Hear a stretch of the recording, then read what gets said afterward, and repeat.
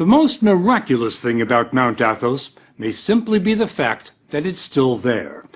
Over the centuries, it's been invaded by crusaders, Ottomans, mercenaries, pirates, and Franks. The Nazis had their eyes on it too. The 2,000 monks attribute their survival, not surprisingly, to divine intervention. But they've also been pretty crafty. Some of the measures they've taken will surprise you. If you'd like to come for a visit, though, it can be arranged, but it's not easy. First, you'll need a visa issued by the monks. And unless you're an Orthodox pilgrim, it can take a while. Next, you'll fly to Athens and make your way to a scruffy little town in northern Greece where there's no airport and where the roads are dicey. Then you'll hop on a ferry, unless the trip has been canceled because of rough seas. That happens all the time. But on a calm day, it can be a very pleasant ride. The story will continue in a moment.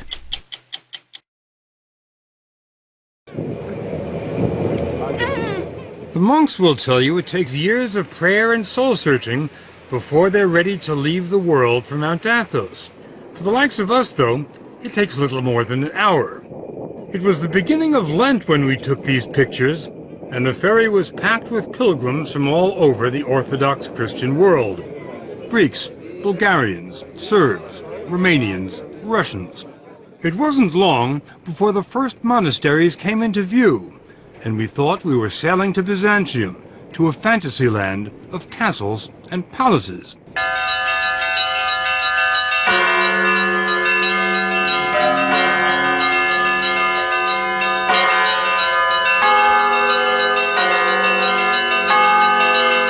We were headed for Vatopedi, one of the oldest and largest monasteries on Mount Athos. It had the feel of a medieval city. Holiness seemed to seep from the very stones, from the frescoes on the 10th century church, from the marble font for holy water. But then there was the monastery's secular-looking centerpiece. There's nothing remarkable about the clock tower at the Vatopedi Monastery, except for one thing. Check out the time. It's just about 8:30. Now, my watch reads 2:30.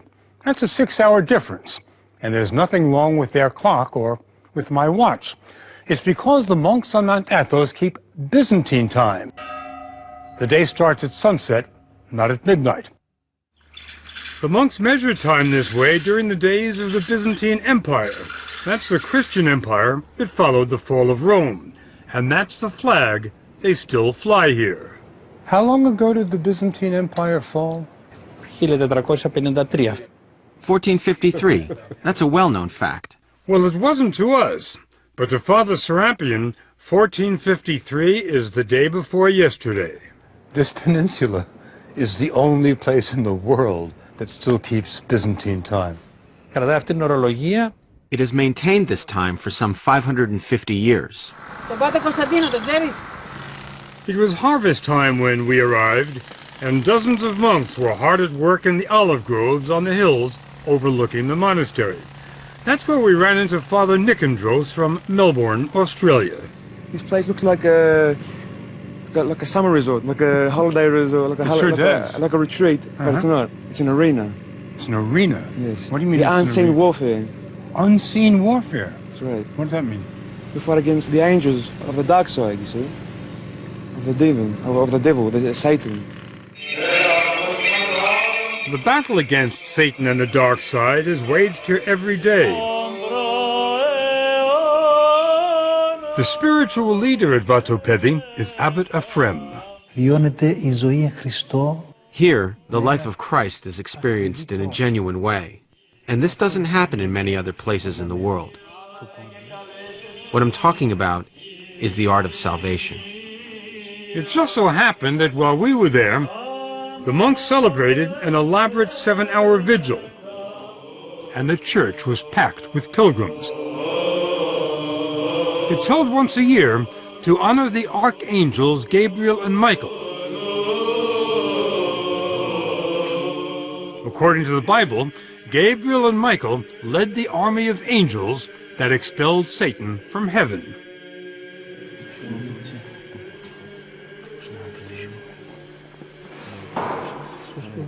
The church's relics are brought out every day, and pilgrims ask for the blessing of the saints. The most sacred relic on the entire peninsula is in this case, fabric said to be part of a garment worn by the Virgin Mary. The irony is that while the Mother of God is revered here, no other woman is permitted to even set foot on Mount Athos. It's been like that for 1,000 years. The reason, according to Orthodox doctrine, is that Christ gave the peninsula to his mother, and all other women have been excluded so as to fully honor the Virgin Mary. It's also been said that in the days before the ban, when women did come here, the monks became distracted and couldn't devote themselves entirely to prayer. They say it's been a lot easier since the last lady left.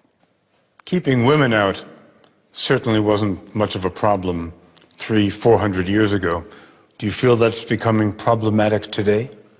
I don't think so, because the monastery itself and all the land around it is our property. And if we don't want women coming onto our property, we have every right to do that. Mount Athos may be the last all-male bastion in the world, and Father Arsenio says it has to stay that way. Here we are concerned solely with purity and our elevation to eternity. If women are permitted, they'd bring their families and their children. This place would become a tourist attraction and no longer a place of silence. If we wanted to experience profound silence, we're advised to go to Stavronikita. It's the smallest monastery on the Holy Mountain, but it has some of the most remarkable treasures. You stain the silence just by walking in. There's no electricity here, so the icons and mosaics are illuminated only by shafts of sunlight and a few candles. St. Nicholas, the patron saint, John the Baptist, and the Virgin Mary. We were stunned by the magnificence of the art here, but then we ran into Father Maximus, a former professor at the Harvard Divinity School.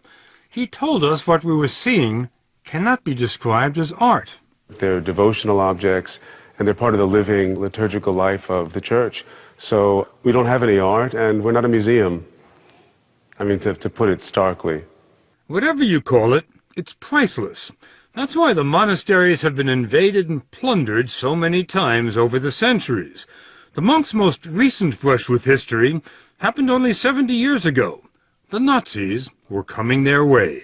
In the spring of 1941, the Germans invaded and occupied Greece. They marched up the Acropolis, raised the swastika beside the Parthenon, and were about to invade. The monks asked for a meeting with Nazi officers who advised them to appeal to Hitler himself. And the monks wrote a letter to Hitler. A letter was written, and in the letter the monks identified themselves. They said, "This is who we are." And they asked Hitler to place the Holy Mountain under his personal protection. What kind of response did you get? Well, it seems that Hitler liked the idea and accepted the invitation to become the personal protector of the Holy Mountain. Well, let me just get that straight. Hitler, the personal protector of the Holy Mountain. That's right. That's right. Hitler did send a team of German academics to Mount Athos. They took 1,800 pictures of the mountain's treasures, and it wasn't because they enjoyed photography. Hitler wanted the monastery's riches in Berlin. The professors were sent as an advance team to catalog the treasures of the Holy Mountain so that a selection of things could be made to be removed. Didn't happen, did it? No, it didn't. Not a single thing was taken. Father Maximus believes they have the Russians to thank for that by the time the Nazi scholars completed their work, Hitler was bogged down in Russia and wasn't thinking about icons.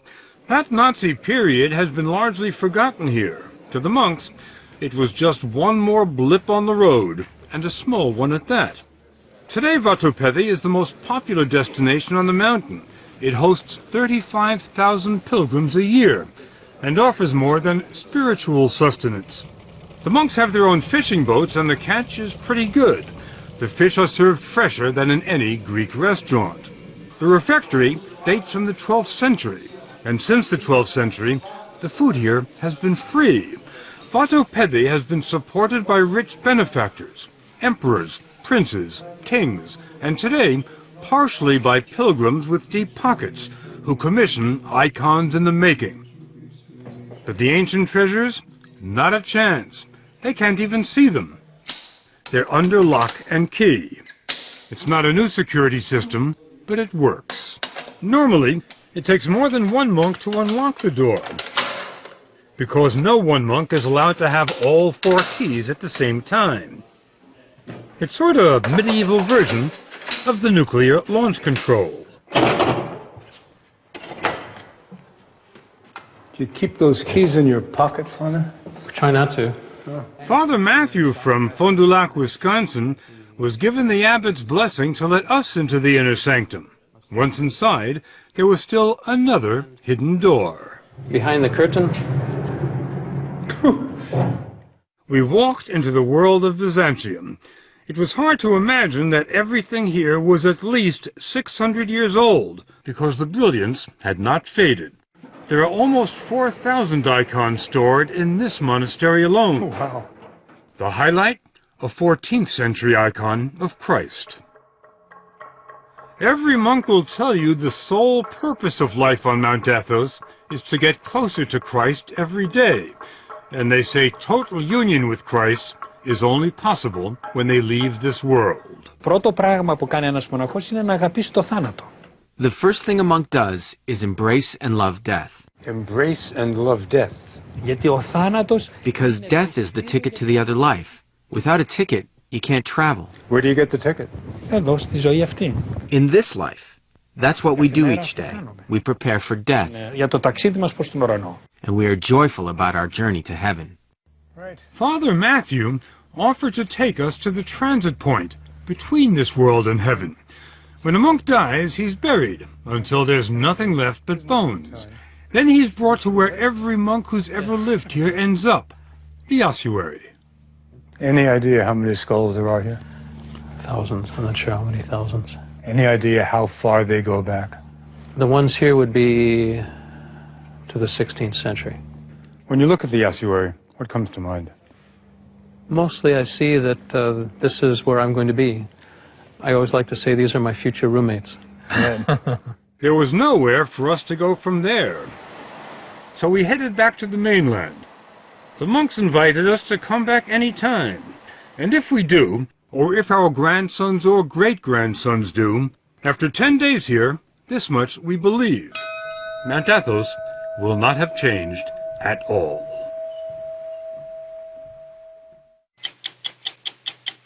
Go to 60minutesovertime.com to see the challenges of scaling and shooting a story on Mount Athos.